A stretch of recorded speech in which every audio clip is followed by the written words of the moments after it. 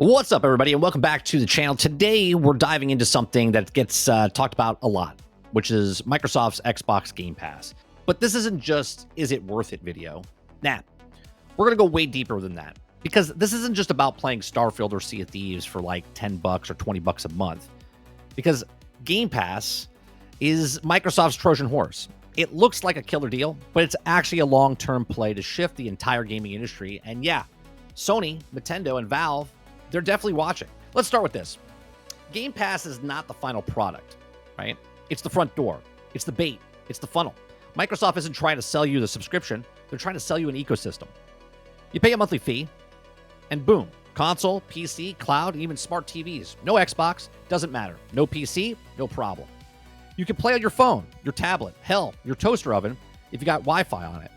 Okay, well, maybe not the toaster oven, but you understand what I'm saying. They're breaking down the usual walls. No more $70 to $80 video games. No more giant downloads. No more $500 to $700 consoles required. Just tap, launch, and you're in. If you still want to buy them, you still can. This is what companies like Apple have done for years. They get you in with just one thing. And then the rest of the digital life slowly moves into the walled garden. Game Pass, that's Xbox's iPhone. That's the hook, not the prize. Now let's talk real business. Microsoft doesn't need you to play everything on Game Pass. They care about whether or not you're in. Are you logging in?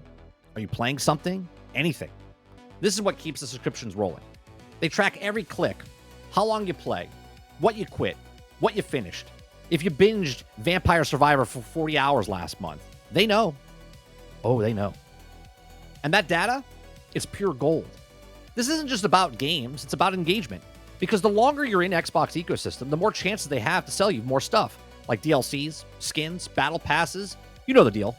And if your friends are on there, boom, you're not leaving. This is why Game Pass is always refreshing. Surprise drops, day one releases, indie, big budget games. It's engineered to make you feel like you can't leave. It's the Netflix. It's the Spotify. It's Amazon Prime. Even if you're not using it 24/7, you're still paying for it because the option to use it feels worth it. Here's where it gets wild.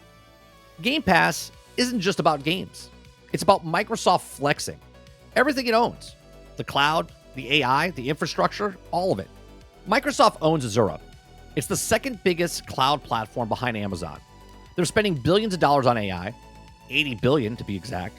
And Xbox, that's the perfect testing ground. Game Pass is how they make all the tech feel real to just regular people. They're already using the AI to power in-game NPCs, generate content on the fly, and more. Combine that with the cloud doing most of the heavy lifting, and yeah, your console is becoming less and less irrelevant. Exponentially less irrelevant. And guess who owns the whole highway if everything goes cloud? That's right, Microsoft. That's the real play. They're not trying to win a console war. They're trying to make the whole idea of consoles irrelevant. Okay, so why spend $7.5 billion on Bethesda and then turn around and drop $69 billion on Activision Blizzard? That's not just they really like Fallout. In the subscription world, content is king. Owning IPs is the biggest business sense for all these companies. If Game Pass is Netflix, they need to own Stranger Things, right? Netflix was making good money before, but they were spending the money because they didn't own the brands. Now Netflix has their original programming. Well, Xbox couldn't make their own programming, so they went out and purchased all of these brands, right? So they need the Stranger Things. They need the Star Wars. They need that must-play stuff that keeps people locked in. They're okay with you if you want to get the game over on PlayStation or Nintendo. You're going to pay full price for it. But to bring them into the Game Pass to get you in, that's basically free. Now, they own Fallout, Elder Scrolls, Call of Duty, Diablo, Minecraft, Overwatch, and even Candy Crush. That's insane reach. It gives them leverage to say, hey, you want the next Fallout? Get it on Game Pass. Otherwise, it's full price on PlayStation. That's pressure. That's disruption. And that makes Game Pass feel like a must-have, not just a nice-to-have. Let's talk about something a lot of people don't realize. Because everyone says that Game Pass is killing gaming.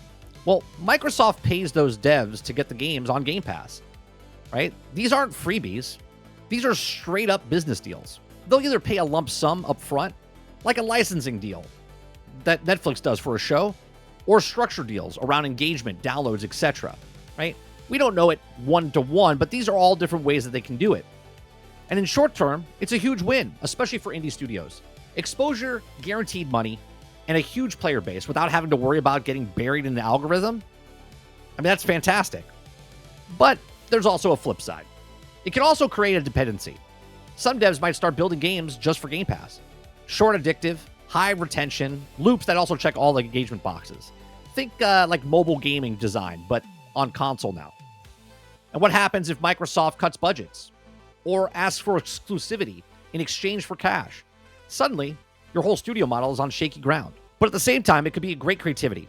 We've seen some really weird, artistic, experimental stuff thrive on Game Pass because of the risk is lower. Think of Tunic or Pentiment or even Hi-Fi Rush. Stuff that probably wouldn't have existed in a traditional $70 to $80 game model. So it's a double-edged sword. Power plus risk. So let's be honest. It's not a matter of if Microsoft raises Game Pass prices. It's when. And yeah, they already started. We've seen it multiple times move up. And ultimately, if it was $16.99 now in the US, that's over $200 a year. And then they take it to the $20, and now they even go higher than that. Well, now that's $240 to $300 annually for that. For doing nothing. For doing the exact same thing they were doing before. And that's a cost of 3 to 4 full-price games a year. Add the DLC on top of that, the cosmetics, the cloud gaming, the bandwidth, and you start asking yourself, is it still worth it? Well, right now, yeah. If you're playing day one drops like Starfield, or if Fable ever comes out, or Call of Duty, you're ahead. But if they raise the prices and releases slow down or under-deliver, that math changes really quick. Ask yourself, are the games still good? Are they dropping new stuff? Are you actually playing? If the answer is yes, even $20, $25 might be fine.